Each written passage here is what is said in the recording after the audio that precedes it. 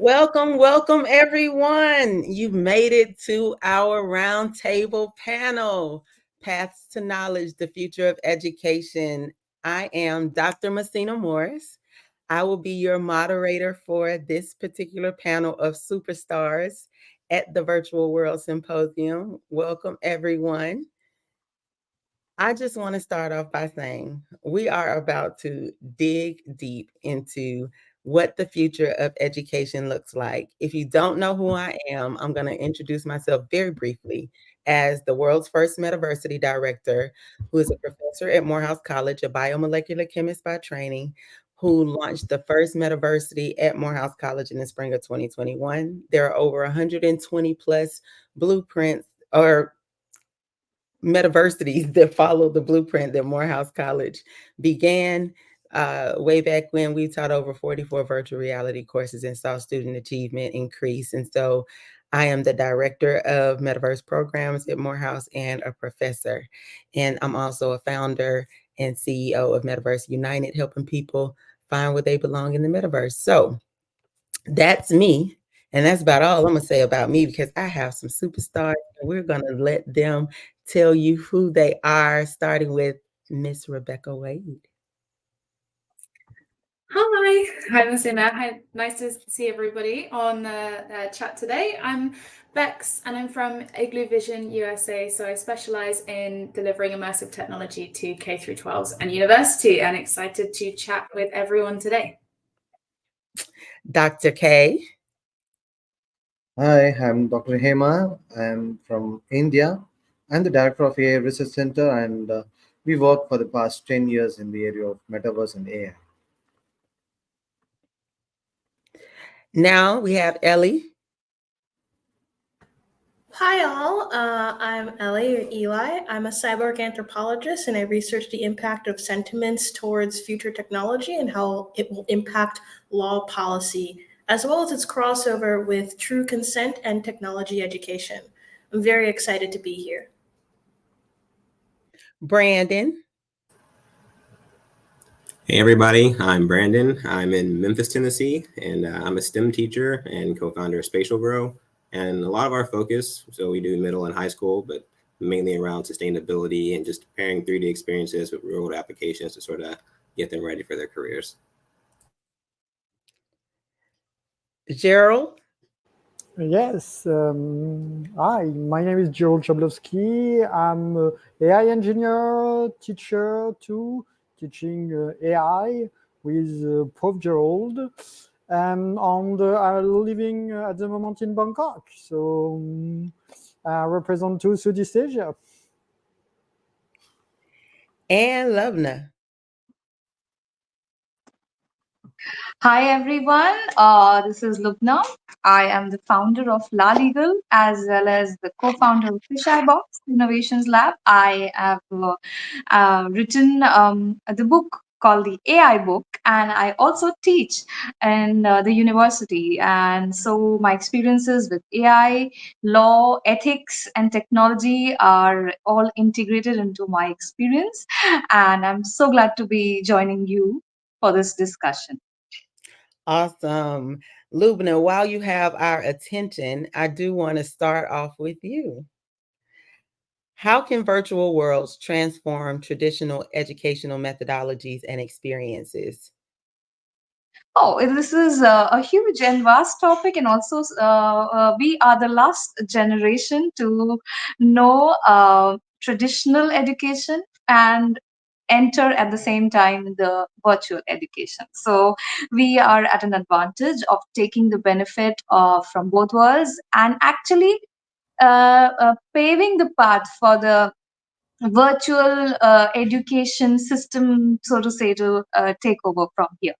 So I think it's so important to draw a line and understand what should be taken and integrated into our education system, rather than just because the technology is available or some new a form has come. So without understanding its drawbacks, we just start implementing it. So that's a major problem that we need to first address. And we need to take the best of the two worlds and integrate it to personalize, customize as per the needs of the students uh, currently. I think that should be the challenge that AI should help us deal with, rather than just, trying out this new tool just because it's exciting.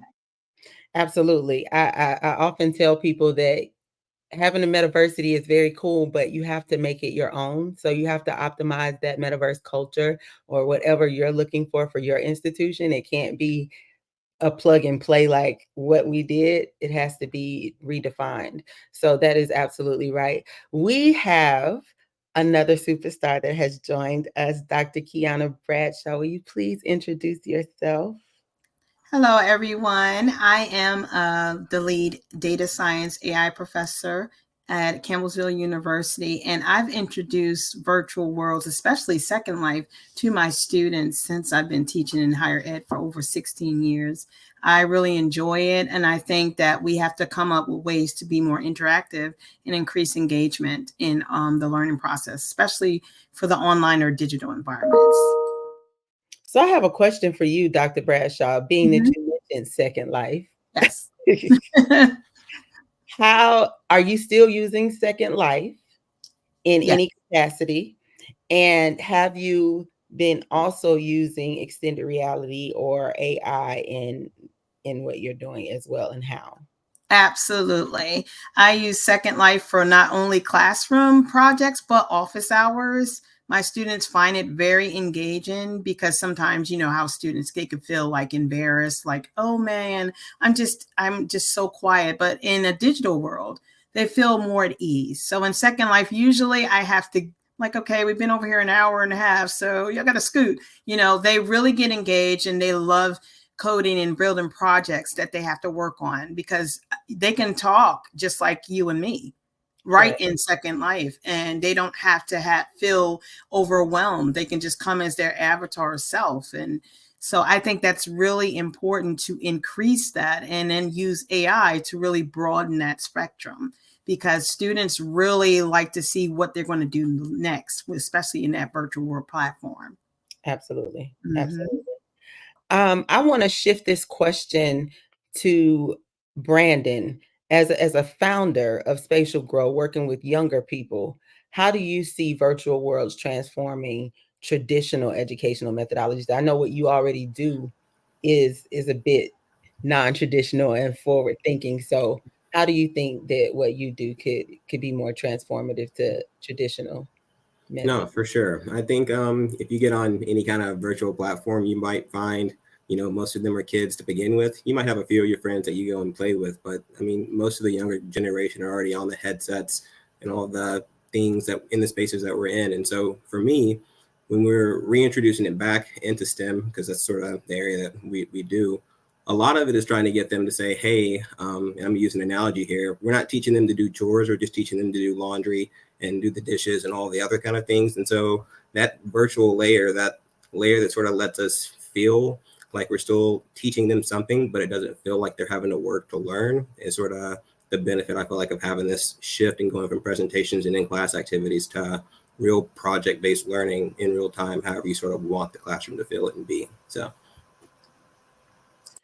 we've been talking lately in my circles about the great disconnect there is between the actual classroom now and what happens in the workforce per se, or once they become adults or in their actual worlds. We know that schools are shutting down technology in the classroom due to distractions. How do you best feel we can take advantage of these virtual learning environments over conventional classrooms, even in the midst of all of this? Rebecca, do you have?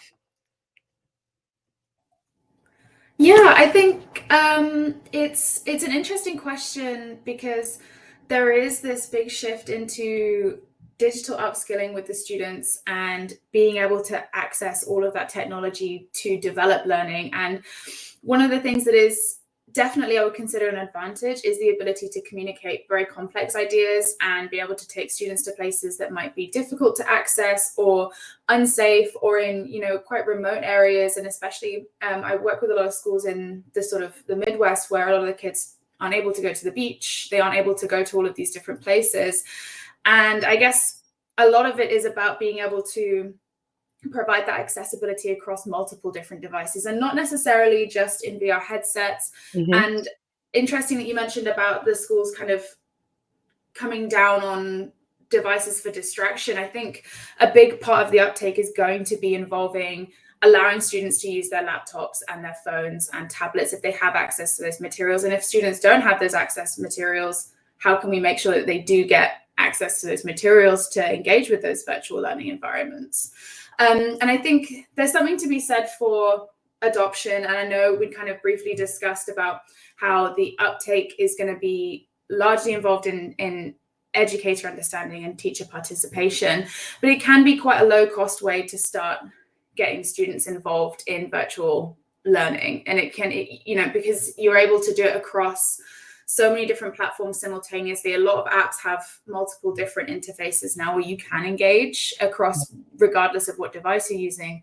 And I don't think it's a substitution for in-person learning. I don't think it's a substitution for a conventional classroom. There are applications where it's still applicable, but there are so many things that you can do in virtual environments that you just can't do in a traditional classroom. Correct. So, Dr. Hema, what advantages do learning environments offer over, well, virtual learning environments offer over conventional classrooms that you've seen in your estimation? Yeah, if you see that, especially if you see in India, there a lot of people, a lot of students are using their mobile phones. In that case, not even the students, like the parents, everyone is using it, mobile phones across the globe. So, but if you see that in a classroom, there are some students who are good listeners. There are some students who are like visual learners that they learn only through videos and those kind of things. So, but the common thing between all those people are the gadgets like mobiles. Yeah. So, if we provide the learning platform in the form of gaming way, the students can learn a lot of things.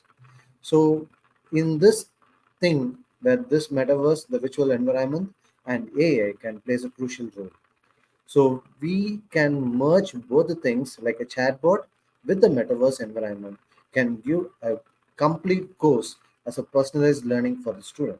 So that helps them to learn much more about it. Apart from the classroom activity, where this kind of apps will help them to learn a lot of things apart from the classroom things what they learn.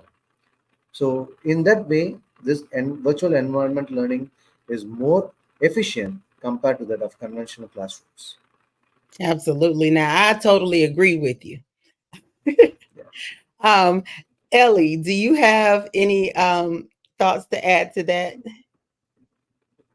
Yeah, I feel that virtual learning between VR and even on desktop, it adds a dimension to learning that we've been progressing towards in general. So, an example that I gave in a recent interview is you're trying to teach language. You verbally say the word, you visually write down the word, then you give, for example, in the English language, we have the alphabet. You give the actual letters to the child to rearrange and form. That adds another dimension to learning. Then you give a virtual tool like a game where they're able to interact, add timing to it, add a world where the impact of their learning has real effects. The virtual tools allows for us to add a dimension to learning, and it's something that we've been progressing towards either way.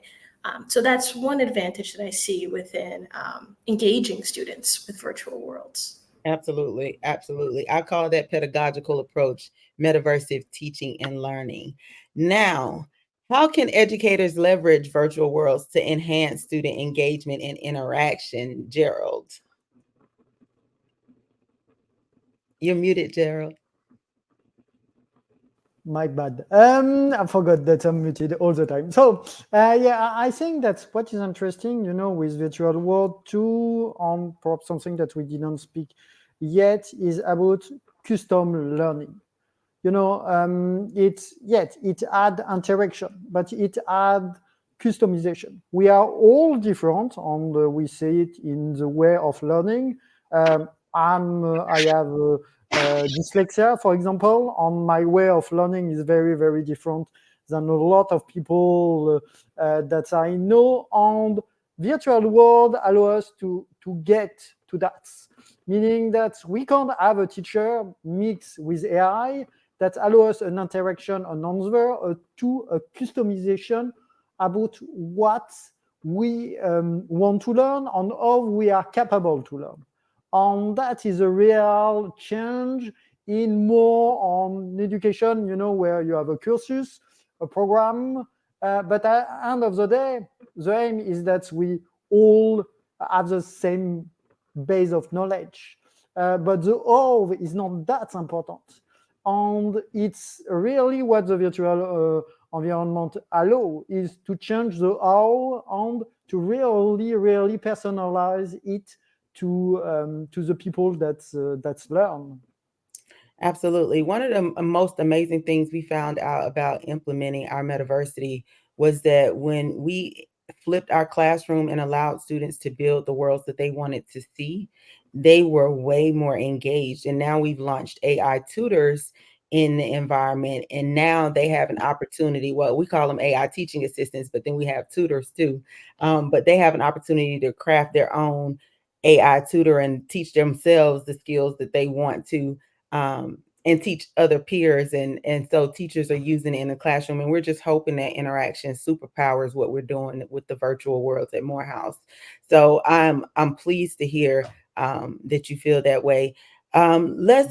Let's move on quickly, because you talked about addressing learning disparities and how do we promote equity in that way. I'm an autism mom. I have 5 sons, and one of my sons has moderate support needs, and I've been just raving about him having an AI buddy in a virtual world, helping him navigate this space. And so I'm curious to know, in what ways can virtual education platforms that you've seen address these learning disparities and promote equity? I know you spoke a little bit about it, Gerald, but does anyone else feel very strongly about that, want to take that?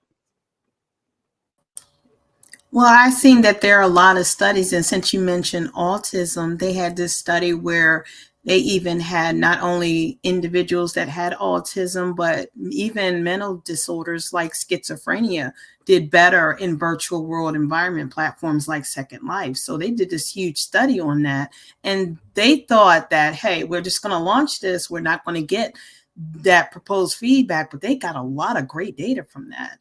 They got a positive kind of nourishment with that, because they addressed the areas of their psychosis and they really helped them to feel comfortable, and they felt more comfortable in that. So I think that would help with some of the disparities that we have, because sometimes you may have students that are like that and you got to work along with them. And I think it's important to promote that equity by really going that extra mile, finding out about your student, how they learn, if they have any kind of disability, and how you're going to meet that. And I think virtual world platforms are a great way to do it. And it's not going to embarrass them or make them feel any different than anyone else. So I think it really is a strong promoter for equity all the way around. Absolutely. I always say there's several different types of accessibility, and we oftentimes don't consider neurocognitive disabilities as being an accessibility point that we really need to study a little more. But it affects all of us. We all are neurodivergent in some way. Dr. Hema, have you seen Yeah. virtual education platforms address these disparities? Yeah, I just want to address one more thing here. Like, for example, if you take any university where we have global students, like, and they have lack of communication. For example, in my university, there are some Spanish students are there where they don't have much communication on English, like English language, they don't learn. So we use this virtual platform, like where we have inbuilt an AI multilingual chatbot where if a professor is teaching in English, it automatically converts into Spanish, where the students can read towards it and they can learn it.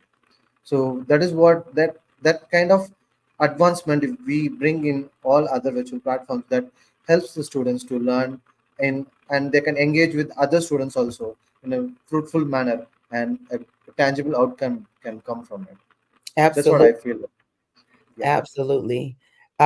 Working with English language learners or people who speak different languages is a great way to help dispel a lot of inequities. I've seen it happen with our AITA assistants that speak multiple languages, and having students be able to actually learn complex information because they were able to get the information in their native language. So I have a question. Educators make everyone everything. So, how might virtual worlds facilitate lifelong learning and professional development for the upskilling of educators? Ellie. Yeah, I believe that virtual worlds will facilitate lifelong learning by creating the initial experience for students to have a real world impact. The example that I will lean on is, for me, video games were very huge for me in my youth. I later on found out that I was diagnosed later on with dyslexia myself, as well as ADHD. However, video games in my early life helped me connect vocabulary, for example, with Pokemon. Vocabulary with moves that were played out in the game helped me memorize definitions, helped me memorize words. I was able to see that I can have a real world impact, thinking about economy, saving, paying attention to your environment, time passage within a virtual world like a video game. So I feel like in one place, virtual worlds can allow for students of all ages and experiences and neurodiversities to be able to safely experience having a real world impact in a virtual world, as well as if we accessibly create virtual worlds, and I mean both for neurodiversity, but also for technology accessibility. We're creating a tool that allows for people to explore worlds that they may or may not have access to, or explore tools that they may or may not have access to readily available. So, for example, the example that Bex brought up earlier of some folks can't access beaches, and that might be part of their area of interest. And I love that example that they brought up. So, we can facilitate lifelong learning through virtual worlds by creating technology that allows for students to have a taste of real world impact. And if we design it accessibly for neurodiversity and for technology limitations, it can be a place folks can share and return to. Wonderful, wonderful. That segues right into this next question. What role do immersive technologies play in experiential and hands-on learning, Lubna? Oh, you're muted, baby. Yes, so this is such an important topic of different forms of learning that we can explore with these technologies. But also, I wanted to address one other point: is the huge and impact it has on the timing of accessibility with learning. With tools, what happens sometimes in a real classroom or in a real world scenario, sometimes you're not paying attention, or you are sometimes unwell, or you're just not able to get what is happening. So there is no recall method. But when you are in virtual space, and that too which is customized according to you, some people have problems in expressing what they actually want to say. They lack basic maybe communication skills at some level. Some students also stammer, so they are very feel isolated, and they feel that they might be picked on if they ask a question. So they don't know how to address that issue. Sometimes human like with human errors, sometimes teachers also might have some biases. Favoritism is there. So all these things can be really addressed when it comes to experiential learning in a digital or an advanced space, that what we are talking about. So all these tools can be used to make an education not only fun, but also long term uh, accessible. for everyone, for all kinds of students from all different parts of society as well, because not everybody can access higher education because of a lot of financial constraints are also there. So what when we were growing up, we could only dream of studying in maybe this world class university, or then there are some places where there are only 100 students can be enrolled, so all these kinds of practical issues, because we are also booming in population. So there will come a time after 20 years that the universities or the schools will be no longer be able to accommodate everybody in person. And then how will learning be impacted? And then how are we going to change the way we function as humans? So that this new generation, Gen Z, and the next generation will actually face this. So this is a very interesting time, I think, to tweak our needs as well as our technology, because of the practicality that we are going to face and we are already facing. It was so interesting because the talk before this, they mentioned, does everything have to be global? And this kind of hit the nail on the head. To be honest, I say I lean on the side of, yeah, at this point, these generations are going to have to think more global minded about how they educate and more futuristically about how they educate. What challenges do educational institutions actually face in integrating virtual worlds into their curricula? Brandon, I'm pretty sure you see this a lot. Rebecca, you too. You want to chime in on this? Yeah, I can chime in.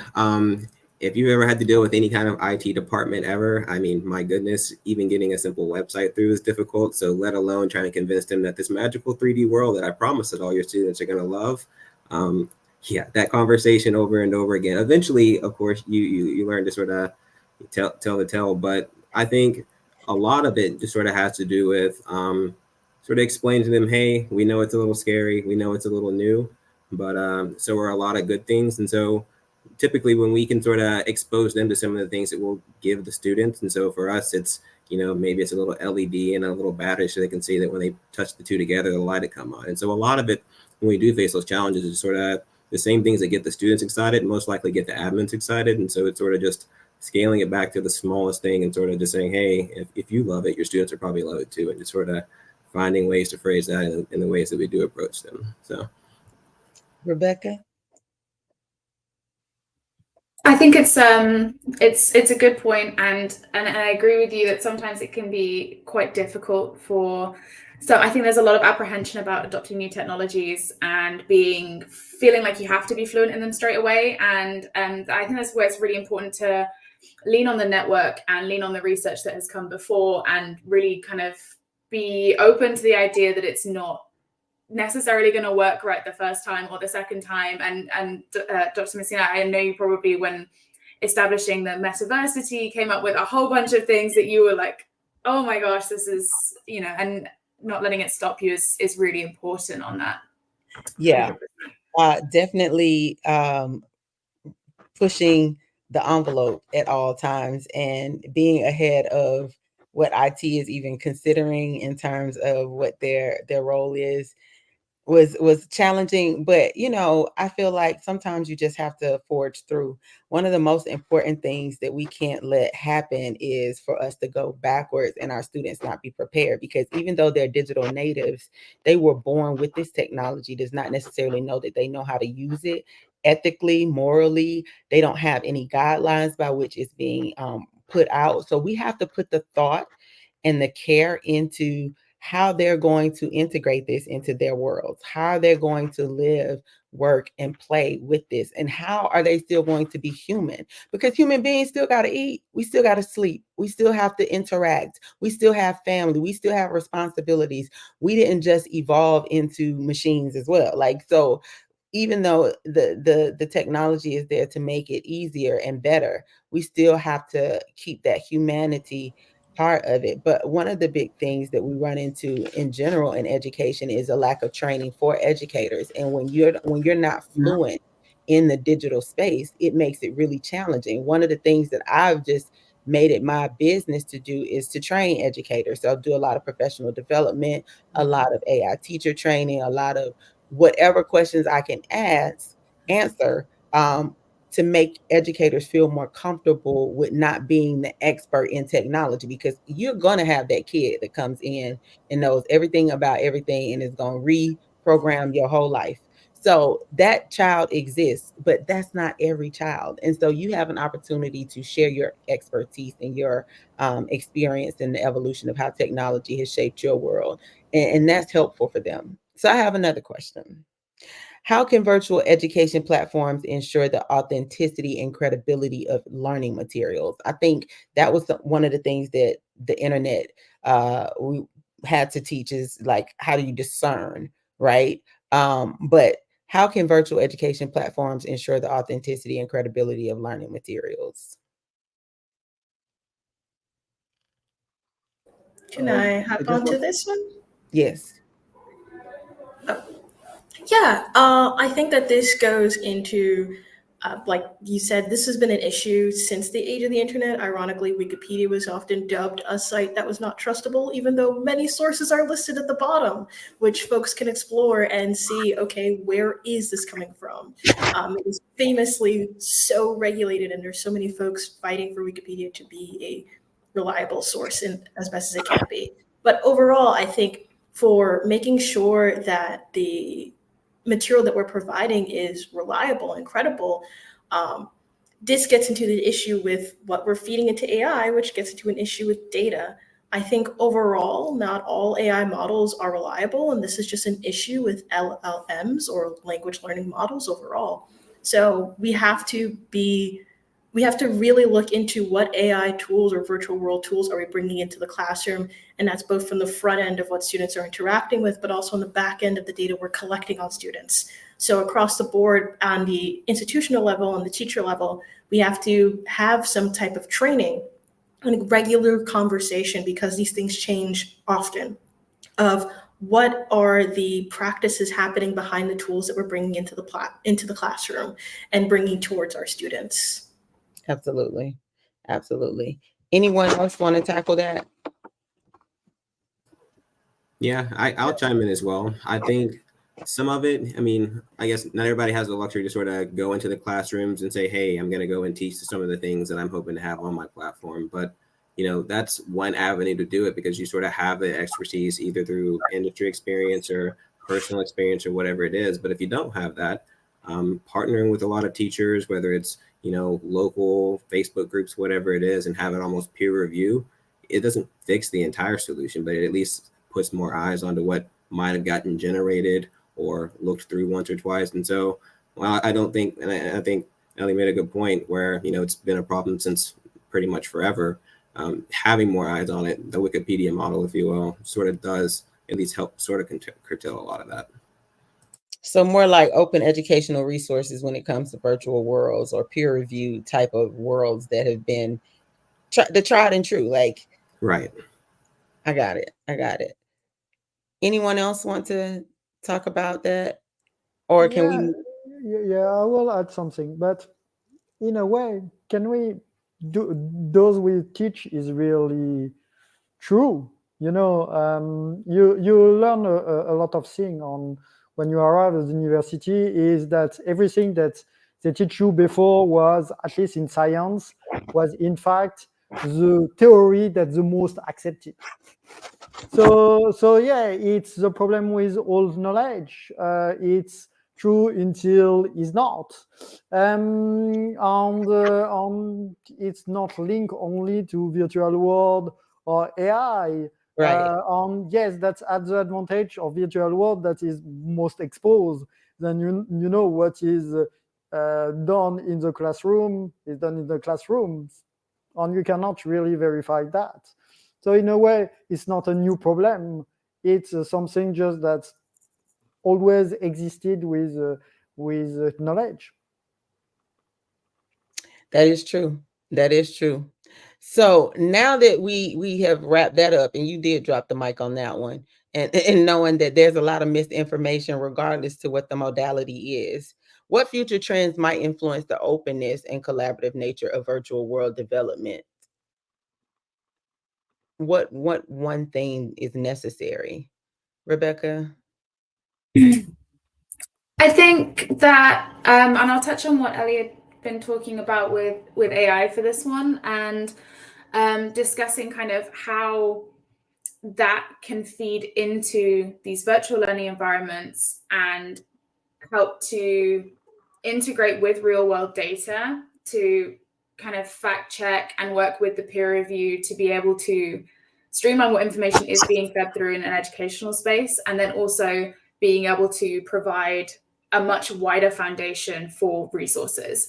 And I think that's going to play a huge part in how apps are developed, how content is developed, and then also how educators approach teaching and being able to use all of that content in a way that is meaningful and it is engaging for the students, and it makes sense. And I think I don't want to be the person that's like AI is where it's going, but I do think it's going to have a big part to play in virtual world development, even through from using VR content development from AI. There's Skybox Labs have that amazing 360 panorama generator, and being able to create virtual worlds using that as a kind of foundation for a larger project.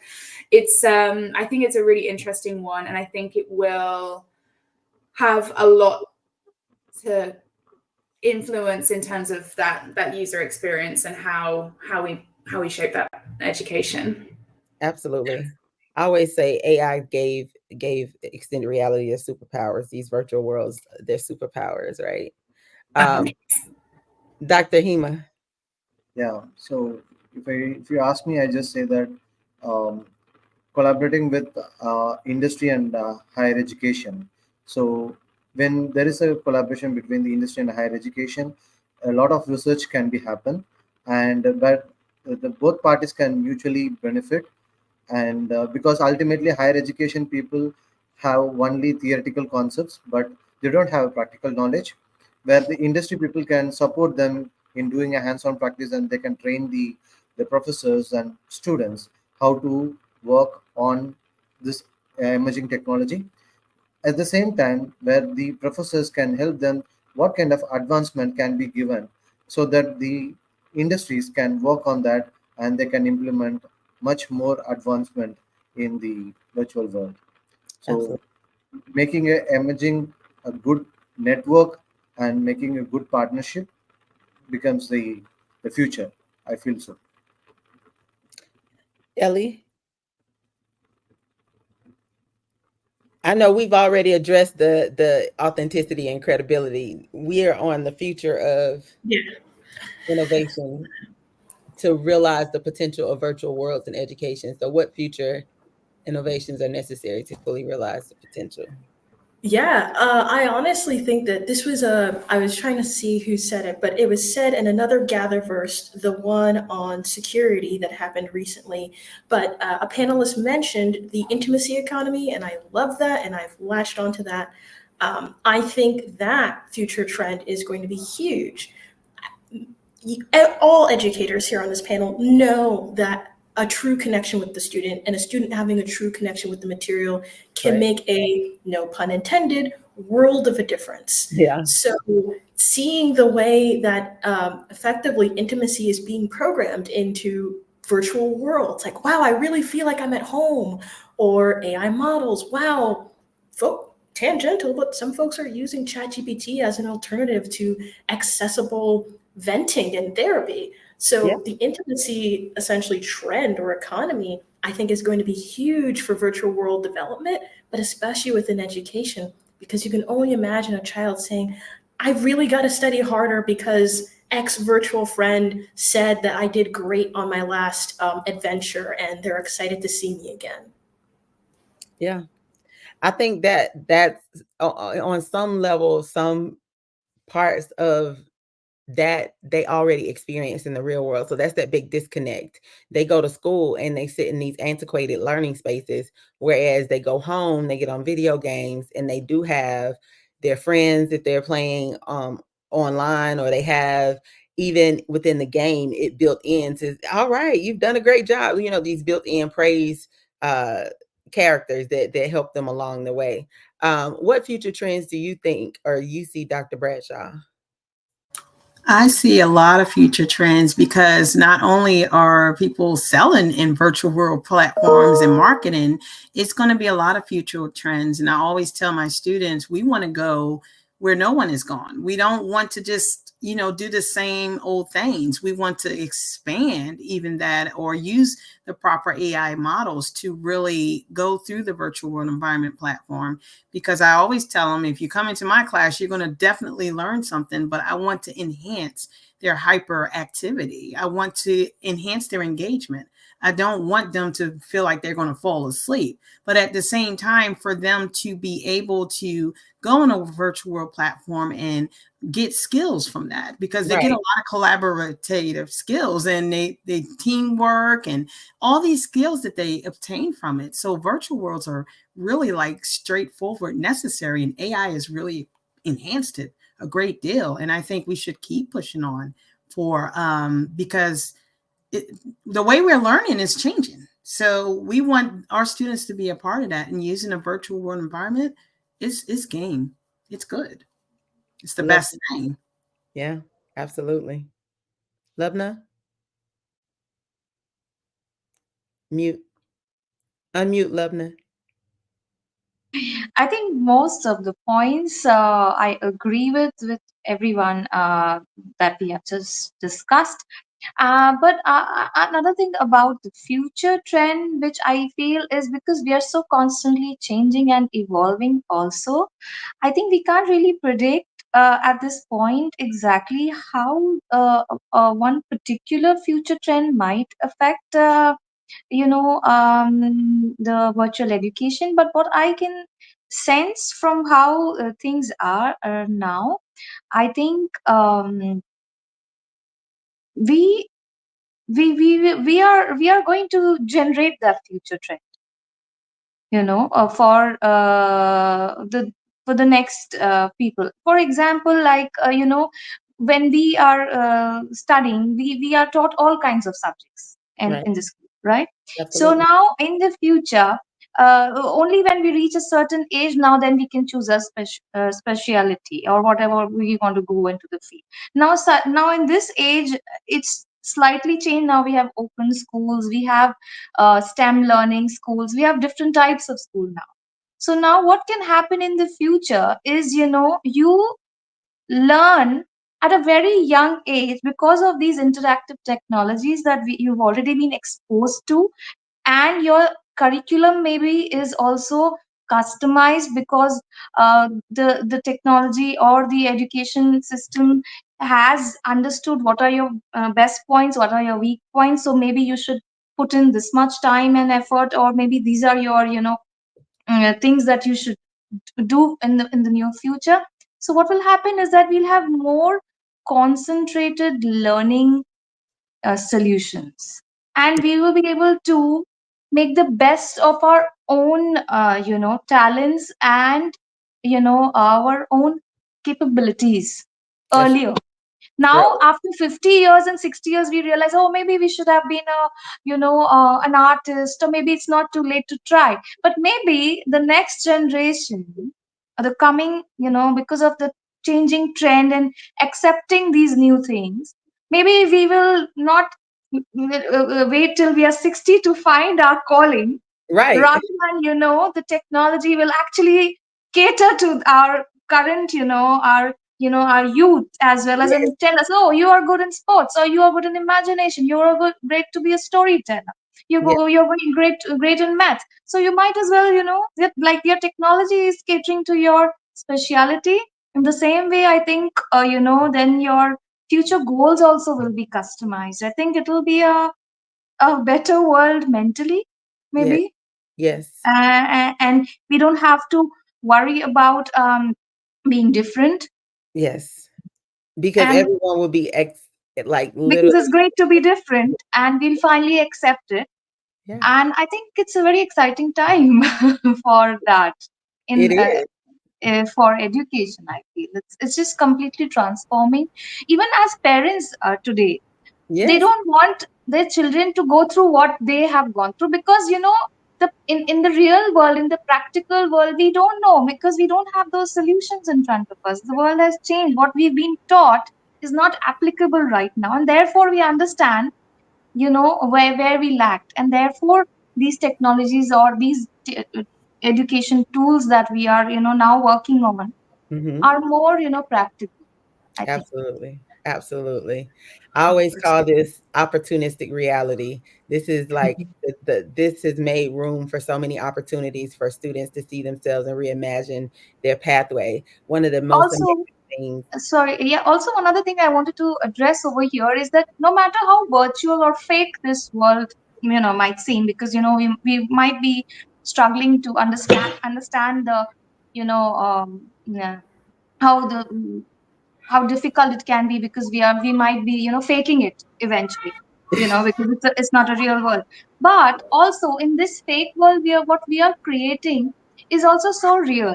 So it's actually ironical that the problem can also be your solution, so it's also up to us to actually understand and how to take the best from it, and rather than not get lost in it, so it's also customizable from both ways. Yeah, So you don't get lost in that virtual zone, so you don't know how to react, or how to behave in a real world scenario. You shouldn't be so into virtual education that you're in a real classroom, or in a real relationship, or in a real situation when you're working, you don't know how to be.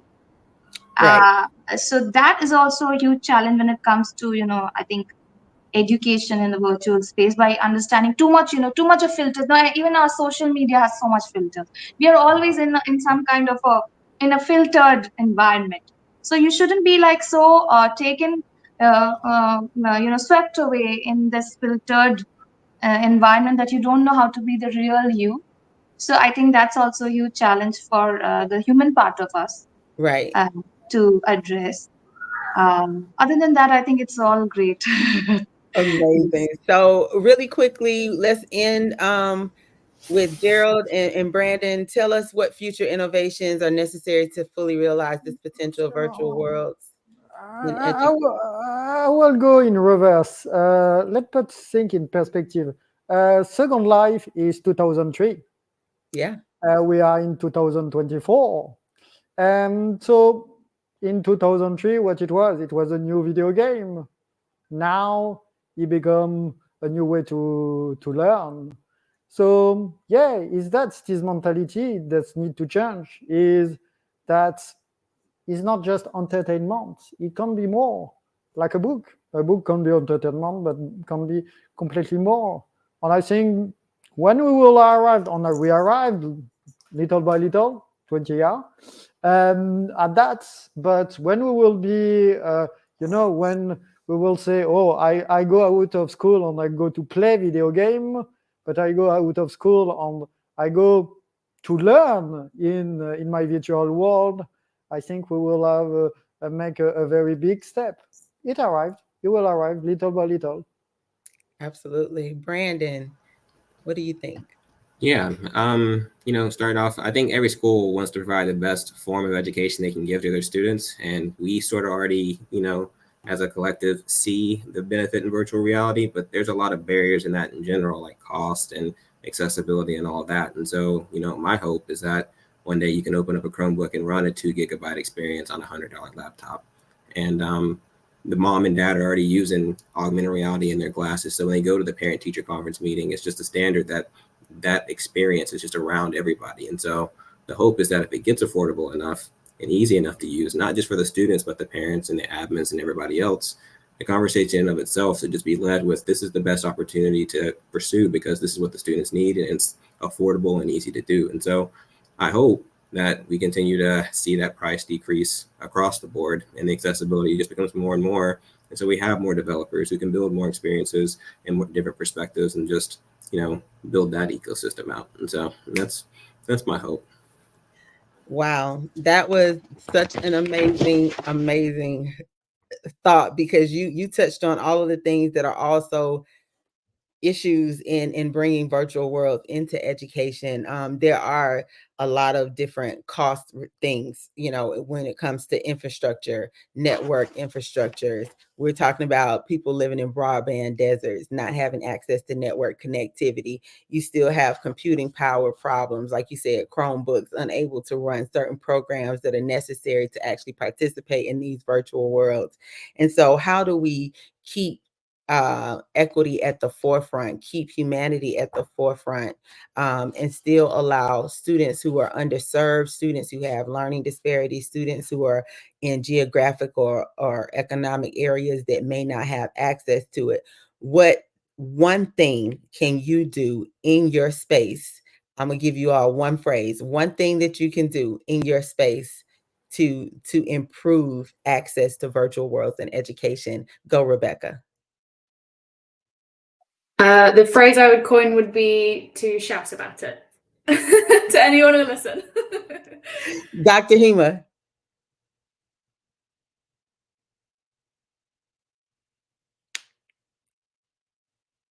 Ellie. We'll let him unmute. Share kindly to all that you can access. Currently Like doing the project. Brandon. Yeah, make it affordable and accessible. Gerald. To look forward, look backward. Dr. Bradshaw. To train whoever doesn't know how to use it so they'll be comfortable with it. Absolutely. Lovna. I think to make it your own. Absolutely. Dr. Hema, what's your parting words? Yeah, it's a how we feel. That's what I want to say. That the inner feelings, like the virtual world. Yeah. Our virtual worlds have to be emotionally intelligent. It has to put humanity first. And I thank you so much. Humanity can't wait for us to continue to be great. Thank you so much to this wonderful panel. Thank you all for discussing virtual worlds and education and how we are going to futurize and transform the educational system. You can find me at unitethemetaverse.com. Thank you all for having me today as your moderator. Take care and be well. Take care, everyone. GatherVerse. Our gather was well.